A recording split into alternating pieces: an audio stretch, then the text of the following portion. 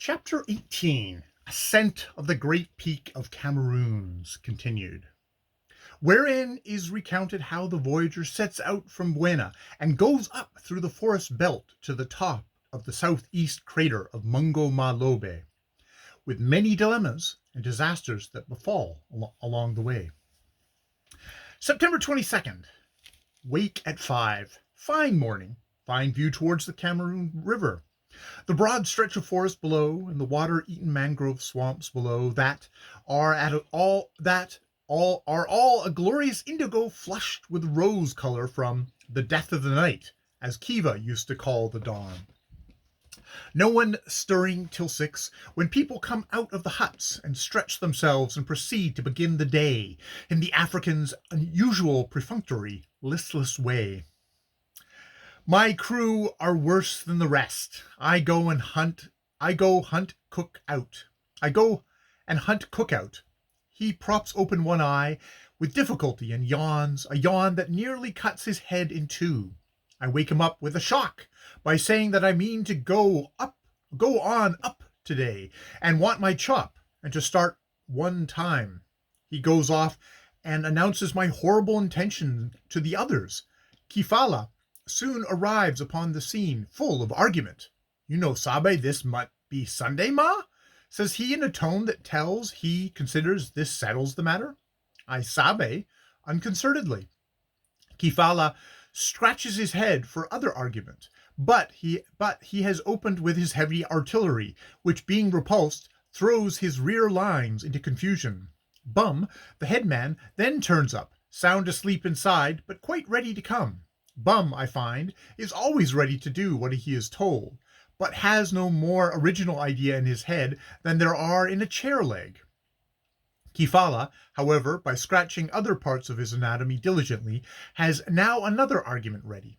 The two Bakwiris are sick with abdominal trouble. That requires rum and rest, and one of the other boys has hot foot. Herr Liebert now appears upon the scene, and says I can have some of his laborers, who are now more or less idle, because he cannot get about much with his bad foot to direct them. So I give the Bakwiris and the two hotfoot cases books to take down to Herr von Luke, who will pay them off for me, and seeing that they have each a good day's ration of rice, beef, etc., eliminate them from the party. In addition to the laborers, I am to have as a guide Sasu, a black sergeant who went up the peak with the officers of the Hyena. And I get my breakfast, and then hang about watching my men getting ready very slowly to start. Off we get about 8, and start with all good wishes and grim prophecies from Herr Liebert, led by Sasu, and accompanied by Tomorrow, a man who has come from Buena, from some interior unknown district, and who speaks no known language, and whose business it is to help cut a way through the bush. We go down the path we came and cross the river again. This river seems to separate the final mass of the mountain from the foothills on this side. Immediately after crossing it, we turn up into the forest on the right-hand side, and Tomorrow cuts through an overgrown track for about a half an hour, and then leaves us. Everything is reeking wet, and we swish through thick undergrowth and then enter a darker forest where the earth is rocky and richly decorated with ferns and moss. For the first time in my life, I see tree ferns growing wild in luxuriant profusion. What glorious creations they are! Then we get out into the middle of the cocoa plantation. Next to sweet potatoes, the premier abomination to walk through gives me cocos for good all-round tryingness, particularly when they are wet, as is very much the case now. Getting through these, we meet the war hedges again, and, after a conscientious struggle with various forms of vegetation in a muddled, tangled state, Sasu says, "No good, path done got stopped up." So we turn and retrace our steps all the way, cross the river, and horrify Herr Liebert by invading his house again. We explain the situation, grave head-shaking between him and Sasu about the practicability of any other route, because there is no other path. I do not like to say "so much the better," because it would have sounded ungrateful, but I knew from my Ogwe experience that a forest that looks from afar a dense black mat is all right underneath, and there is a short path recently cut by Herr Liebert that goes straight up towards the forest above us.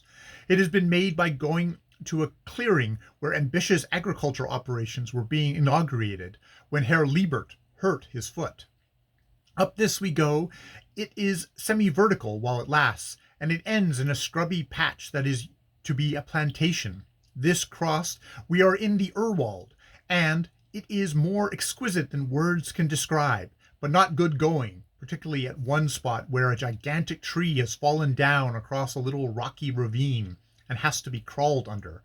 It occurs to me that this is a highly likely place for snakes, and an absolutely sure find for scorpions. And when we have passed it, 3 of the later interesting creatures are observed on the load of the blanket which is fastened on the back of Kafala. We inform Kafala of the fact on the spot. A volcanic eruption of entreaty, advice, and admonition results, but still we hesitate. However, the gallant cook tackles them in a sort of tip-cat way with a stick, and we proceed into a patch of long grass beyond which there is a reach of ammons. The winged ammon I see here in Africa for the first time. Horrid, slippery things, ammon sticks to walk on, when they are lying on the ground, and there is a lot of my old enemy, the calamus, about.